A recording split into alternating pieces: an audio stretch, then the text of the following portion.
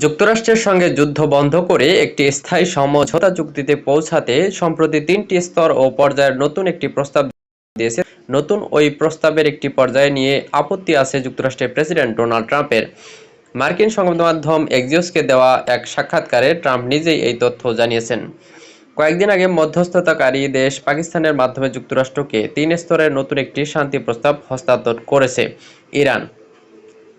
নতুন সেই প্রস্তাবে বলা হয়েছে, প্রথম স্তরে ইরান এবং লেবানন যুদ্ধ সম্পূর্ণ বন্ধ করতে হবে এবং এই দুই দেশে আর মার্কিন কিংবা ইসরায়েলি হামলা হবে না, এই নিশ্চয়তা দিতে হবে।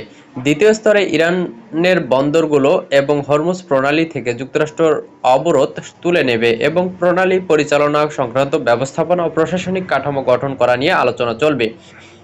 তৃতীয় পর্যায়ে বলা হয়েছে, যদি প্রথম ও দ্বিতীয় পর্যায়ের সঙ্গে এই যুদ্ধের সঙ্গে সংশ্লিষ্ট সব পক্ষ মীমাংসায় পৌঁছায়, তখন ইরানের পরমাণু প্রকল্প নিয়ে আলোচনা শুরু হবে। এই বিষয়টি নিয়েই মূল আপত্তি প্রেসিডেন্ট ট্রাম্পের, কারণ তিনি চাইছেন আগে পরমাণু প্রকল্প নিয়ে যুক্তরাষ্ট্র ও ইরানের মধ্যে সমঝোতা হবে, তারপর ইরানি বন্দরগুলো এবং হরমুজ থেকে মার্কিন অবরোধের প্রসঙ্গ আসবে।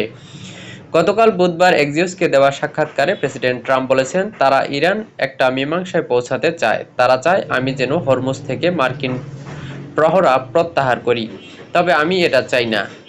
আগে সমঝোতা হবে, তারপর অন্য সবকিছু।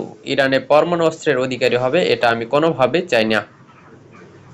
গত 12 এপ্রিল থেকে ইরানের বন্দরগুলোতে অবরোধ জারি এবং কোনো ইরানি জাহাজ যেন হরমুজ প্রণালী পেরিয়ে সাগরে যেতে না পারে, সেজন্য প্রণালীর চারপাশে কঠোর প্রহরা জারির নির্দেশ দেন ট্রাম্প।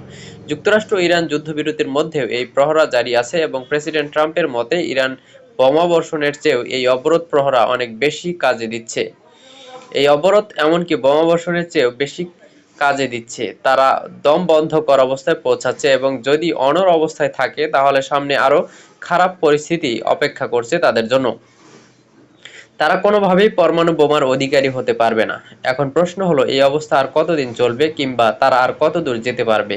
আমি বলতে পারি, এই মুহূর্তে আমরা যেখানে আছি তারা যদি পরমাণু অস্ত্রের অধিকারী না হওয়ার ব্যাপারে ঐকমত্য না পৌঁছায়, তাহলে কোনো ইস্যুতে কোনো অগ্রগতি হবে না, এক্সিওসকে বলেছেন ট্রাম্প। সূত্র এক্সিওস।